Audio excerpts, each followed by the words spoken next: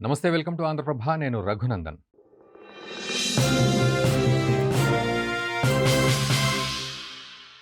ఈ మధ్య కాలంలో డొనాల్డ్ ట్రంప్ విపరీతంగా మన మీద టారిఫ్స్ వేస్తున్న నేపథ్యంలో, H1B వీసాల విషయంలో, కల్చరల్‌గా గూడా మనల్ని దెబ్బకొట్టే విషయంలో మనం బాగా హర్ట్ అవుతూ ఉన్నాం. మనం బాగా హర్ట్ అయ్యి అక్కడున్న ఇండియన్స్ అందరూ మనం వెనక్కొచ్చేసేయండి అని జెప్పి మనం అంటూ ఉన్నాం. అక్కడున్న వాళ్ళకి గూడా బిక్కుబిక్కుమంటూ బతికేస్తున్నారు. ఏ క్షణంలో ఎవరి మీద ఏ బాంబు పేలిస్తే మనం తిరిగి అమెరికాలో ఉన్న ఇళ్ళు, ఆస్తులు, కార్లు అన్నీ అమ్మేసుకొని మళ్ళీ ఇండియాకెళ్ళిపోవాల్సొస్తదో అనే చిన్న టెన్షన్ వాళ్ళల్లో అయితే ఉంది. ఆఫ్‌కోర్స్ కేవలం H1B వీసాల విషయంలోనే కొంత కఠినతరం అయినప్పటికీ గూడా, ఏదేమైనా పూర్తిగా అక్కడ అన్‌స్టెబిలిటీ ఎక్కువైపోయింది అక్కడి వాళ్ళల్లో.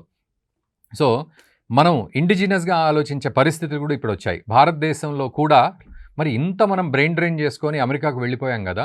ఈరోజు మన దేశం మీద మనం డిపెండ్ అవ్వాలంటే, మనం అమెరికాను పక్కన బెట్టి, అమెరికాకి సంబంధించిన యాప్స్ గానీ, ప్లాట్‌ఫార్మ్స్ గానీ పక్కన బెట్టి మనం ఏమైనా చేయగలమా అని గనక ఆలోచిస్తే, ఈరోజు మన దగ్గర మిగిలింది శూన్యం అన్నట్టుగా ఉంది సిట్యుయేషన్. ఎందుకు అంటే, మనం అన్నిటికీ అమెరికా మీద డిపెండ్ అయ్యున్నాం. సాఫ్ట్‌వేర్ సర్వీస్ ఇవ్వడానికి గావచ్చు, బీపీఓ గావచ్చు, లేకపోతే ఎక్స్‌పోర్ట్స్ చేస్తున్నాము, లేకపోతే రకరకాల విషయాల్లో మనం అమెరికా మీద ఏ రకంగా డిపెండ్ అయ్యాము అనేది మనకు తెలిసిందే. డాలర్ డ్రీమ్స్‌లో భాగంగా అలా డిపెండ్ అయ్యాం. అందులో మన తప్పేమీ లేదు. కానీ ఈరోజు స్వదేశీ అనగానే మనకు వెంటనే చైనా గుర్తొస్తుంది. ముఖ్యంగా సోషల్ మీడియా విషయంలో గానీ, లేదా ఇతరత్ర ప్లాట్‌ఫార్మ్స్ విషయంలో గానీ, చైనా మనకు గుర్తొస్తుంది. చైనా యాప్స్‌ని మనం బ్యాన్ చేసిన సందర్భం గూడా ఉంది. సో, ఒక్కసారి ఇక్కడ చైనాలో కొన్ని యాప్స్ ఉన్నాయి. అంటే అమెరికాకు సంబంధించి అటు యూట్యూబ్ గావచ్చు, లేదా ఈ ఫేస్‌బుక్‌లు గావచ్చు, లేకపోతే ఇన్‌స్టాగ్రామ్‌లు ఇట్లాంటివన్నీ గనక పక్కన బెడితే, చైనా సొంతంగా ఏం జేసింది, ఇప్పటివరకు మనకంటే ఎంత అడ్వాన్స్‌డ్‌గా ఉంది ఈ విషయంలో, తన సొంత ప్లాట్‌ఫార్మ్స్ వాడే విషయంలో అనేది నేను ఒక్కసారి చదువుతాను. మనం గూగుల్ వాడతాం. అది అమెరికాకు సంబంధించి. అక్కడ చైనాలో దాన్ని బైడు అని అంటాం. గూగుల్ బదులు బైడు వాడతారు. గూగుల్ వాడరు. టిక్‌టాక్ విషయంలో డౌయిన్ అనేది వాడతారు. అండ్ ఇన్‌స్టాగ్రామ్ విషయంలో రెడ్ బుక్ అంటారు చైనాలో. అండ్ వాట్సాప్ మనం వాడతాము. అక్కడ వీచాట్ అంటారు. అండ్ గూగుల్ మ్యాప్ మనం వాడతాము. అక్కడ గావ్‌దే అనే యాప్ వాడతారు. స్పాటిఫై మనం వాడతాము. అక్కడ క్యూక్యూ మ్యూజిక్ వాడతారు చైనాలో. అండ్ యూట్యూబ్ మనం ఇక్కడ అద్భుతంగా వాడి ఊడిగం చేసేస్తాం యూట్యూబ్‌కి. సో, అక్కడ బిలిబిలి అనే సాఫ్ట్‌వేర్ వాడతారు. యూట్యూబ్ అంటే ప్లాట్‌ఫార్మ్ వాడతారు. అండ్ ట్విట్టర్ ఎక్స్‌ని మనం వాడతాం. వాళ్ళు వైబో వాడతారు. అండ్ పేపాల్ వాడతాం మనము అక్కడ ఆలీపే వాడతారు. అండ్ ఊబర్ అక్కడ డీడీ వాళ్ళు వాడేది. ఇవి చైనాలో వాడతారు. వాళ్ళు స్వయం ప్రతిపత్తి కలిగిన ప్లాట్‌ఫార్మ్స్‌ని వాడడం అనేది వాళ్ళు బై బర్త్ వాళ్ళు చేసుకున్న ఆలోచన, అలవాటు. అండ్ భారతదేశం విషయానికొస్తే మరి ఏమున్నాయి అంటే, మీరు కామెంట్ చేసే లోపు, ఆలోచించే లోపు ఇండియాకి సంబంధించి ట్విట్టర్ బదులు కూ యాప్ ఉంది. ఈ కూ యాప్‌ని మనం ఇంట్రొడ్యూస్ చేసుకున్నప్పటికీ, ట్విట్టర్‌కు బదులుగా ఏదో సందర్భంలో దీన్ని అట్టర్ ఫ్లాప్ చేసేసుకున్నాం. చింగారి అనే ఒక యాప్ ఉంది. అది చాలామందికి తెలీదు. అండ్ జోష్ యాప్ ఉంది. మనం ఈ షార్ట్స్ అవన్నీ వీడియోస్ చూస్తూ ఉంటాం. షేర్ చాట్ ఉంది. సో, ఇది అంటే మనం ఎంటర్‌టైన్‌మెంట్ విషయంలో ఈ జోషు, షేర్ చాట్లు ఇవన్నీ వాడుతూ ఉన్నాం. అది కేవలం ఎంటర్‌టైన్‌మెంటు, జస్ట్ టిక్‌టాక్‌కి ఆల్టర్‌నేట్‌గా మనం ఏదన్నా వాడుతూ ఉన్నాం తప్ప, మనకంటూ సొంత ప్లాట్‌ఫామ్ ఏడ్చింది లేదు. మనం మళ్ళీ భారతదేశం, స్వయం ప్రతిపత్తి ఇవన్నీ మాట్లాడుతూ ఉంటాం. బట్ ఇప్పటికైనా ట్రంప్ కొట్టిన దెబ్బకి మనం వాడుకోవాలి అనే విషయంలో ఒక్క అడుగైతే ముందుకు పడిందండి. అదేంటి మనం ఈ వీడియోలో చూద్దాం. ఖచ్చితంగా ఈ వీడియోని మన మిత్రులకు గూడా షేర్ చేయండి. మీరు గూడా చూసి 100% మనము ఇండిజినస్‌గా స్వదేశీ విషయంలో మొన్నటికి మొన్న ప్రధాని మోదీ గూడా పిలుపునిచ్చారు. వాళ్ళు గూడా ఫోకస్ చేస్తూ ఉన్నారు. స్వదేశంలో మనం ఎంతవరకు మన వస్తువుల్ని, మన యొక్క సాఫ్ట్‌వేర్‌ని గానీ, మన యొక్క ప్రొడక్షన్ ఏ విధంగా ఉంటది అని గనక చూసినట్లయితే ఎలా ఉంటుంది అనేది ఈవెన్ ప్రభుత్వాలు గూడా దృష్టి పెట్టాయి. మనకు యూనియన్ మినిస్టర్ ఎవరైతే ఉన్నారో ఐటీ మినిస్టరు అశ్విని వైష్ణవ్ ఆయన ఏమన్నారంటే, ఇప్పుడు ఒక మాట అనగలిగారు. తాను మైక్రోసాఫ్ట్ 365 అండ్ గూగుల్ ఈ రెండిటిని రిప్లేస్ చేశాను నేను అని ఒక మాట అన్నారు. అంటే మైక్రోసాఫ్ట్, గూగుల్‌ని రిప్లేస్ చేస్తున్నారనమాట మన దేశంలో. మరి దేంతో రిప్లేస్ చేస్తున్నారంటే జోహో అనే ప్లాట్‌ఫామ్ తోటి రిప్లేస్ చేస్తున్నారు. నిజానికి జోహో అనేది చెన్నైలో ఉంది దానికి సంబంధించిన ఆఫీసు. మన ఇండియన్ బేస్డ్ మల్టీనేషనల్ కంపెనీ ఇది. అది ఈరోజు ఎస్టాబ్లిష్ చేసింది కాదు. 1996లో ఇది ఎస్టాబ్లిష్ అయింది. దీనికి సంబంధించి గూగుల్ అండ్ మైక్రోసాఫ్ట్కి మేము ఖచ్చితంగా ఆల్టర్నేట్గా ఉండగలము అనేది జోహో ఈరోజు గొంతు విప్పాల్సి వచ్చింది. 96లో మొదలైన జోహో ప్రయాణం ఈరోజు 2025కి కానీ వాళ్ళు గొంతు విప్పి ఎస్ మేము కూడా ఉన్నాం ఈ భూమి మీద అని చెప్పుకునే పరిస్థితికి వచ్చింది. బట్ ఓవరాల్గా చూస్తే కొంత జోహోకి సపోర్ట్ ఉన్నప్పటికీ 100 మిలియన్ ప్లస్ యూజర్స్ వరల్డ్ వైడ్గా ఉన్నప్పటికీ కూడా మనం పెద్దగా వాడింది లేదు ఈ జోహోని. సో ఈరోజు జోహో ఖచ్చితంగా వాడాలి, ఎందుకంటే అది ఇండియన్ బేస్డ్ కంపెనీ కాబట్టి. గూగుల్ అండ్ మైక్రోసాఫ్ట్ విషయంలో మైక్రోసాఫ్ట్ 365 అనగానే మనకు గుర్తొచ్చేది Microsoft Word, Excel, PowerPoint, Outlook, Microsoft OneDrive and SharePoint, ఇవన్నీ ఒక్కొక్కటి ఒక్కో రకంగా పనిచేస్తుంది. అండ్ గూగుల్ వర్క్ స్పేస్ గురించి వస్తే జీ సూట్ అంటాం దాన్ని, జీమెయిల్ వాడుతున్నాం మనం, అండ్ గూగుల్ డాక్స్ వాడుతున్నాం, గూగుల్ షీట్స్ వాడుతున్నాం, గూగుల్ డ్రైవ్ వాడుతున్నాం, గూగుల్ మీట్ వాడుతున్నాం, గూగుల్ చాట్ వాడుతున్నాం, గూగుల్ క్యాలెండర్ వాడుతున్నాం. సో మనకి ఇప్పుడు సెల్ ఫోన్ తీసుకున్నా కూడా అందులో ఈ మైక్రోసాఫ్ట్ అండ్ గూగుల్ రెండు కూడా ఆటోమేటిక్ అప్లోడ్ అయ్యి ఉంటున్నాయి మనకు తెలియకుండానే సెల్ ఫోన్ కొన్నప్పుడల్లా కూడా.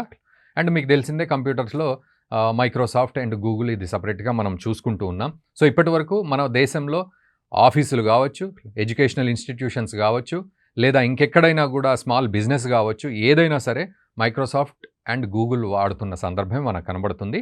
బట్ ఈ రోజు నుంచి మనం జోహో మీద కూడా దృష్టి పెట్టాలి, అందుకే ఈ వీడియో కూడా చేయడం జరిగింది. జోహో మీద దృష్టి పెట్టాలి అనేది ఈవెన్ ప్రభుత్వం కూడా చెప్తోంది. స్వయంగా అశ్విని వైష్ణవ్ ఆయనే నేను వీటి నుంచి షిఫ్ట్ అయ్యి జోహోకి వచ్చాను అని చెప్పడంతో.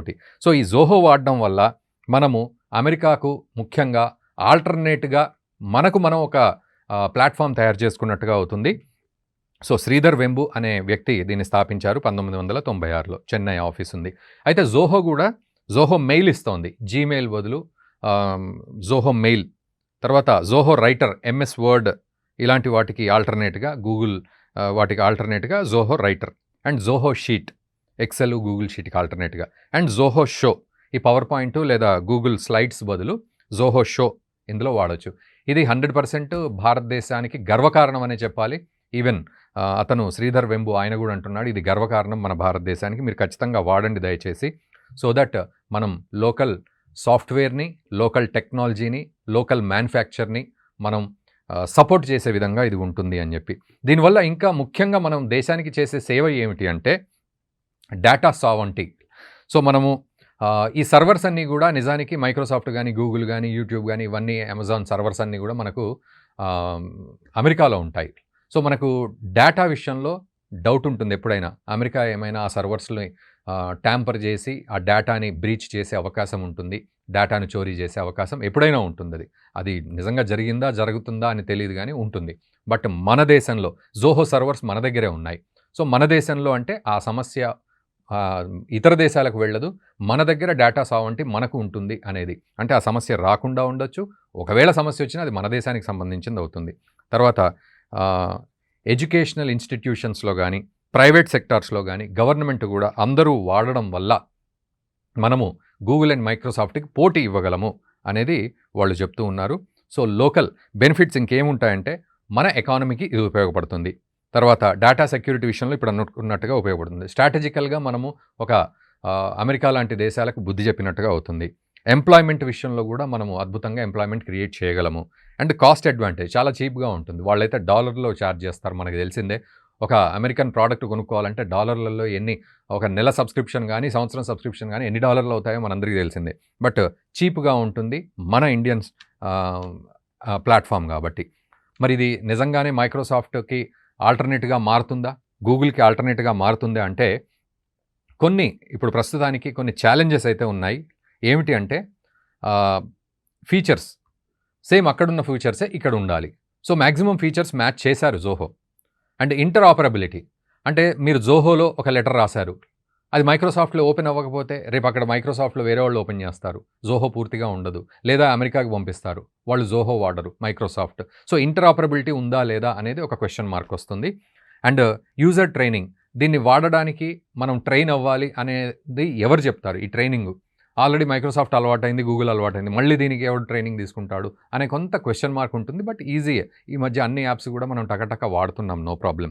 గ్లోబల్ కంపాటిబిలిటీ, ఇందాక నేను అన్నట్టుగా గ్లోబల్గా ఇది ఎంతవరకు యాక్సెప్టెన్స్, ఇప్పుడు మైక్రోసాఫ్ట్ కూడా మనల్ని యాక్సెప్ట్ చేయాలి జోహో ఓకే జోహోలో మీరు ఏదన్నా చేస్తే ఆ ఫైల్ని మేము కూడా దాన్ని కంపాటబుల్ చేసుకుంటాము అని చెప్పి వాళ్ళు చేయాలి. మరి చేస్తారా అమెరికన్ కంపెనీ? డౌటే. And scalability. సో ఇది ఎంతవరకు మనము స్ప్రెడ్ చేయగలము అనే విషయంలో మనము లెక్క కట్టుకోవాలి. మన దేశంలో ఎట్లా స్ప్రెడ్ చేయగలము అని. సో అందుకే ఓవరాల్‌గా గ్లోబల్‌గా మనము డెవలప్ అవ్వాలి. లోకల్‌గా మన ప్రోడక్ట్ డెవలప్ అవ్వాలంటే ఖచ్చితంగా మన ప్రభుత్వాలు దీనికి సంబంధించి అడుగులు తీసుకోవాలి.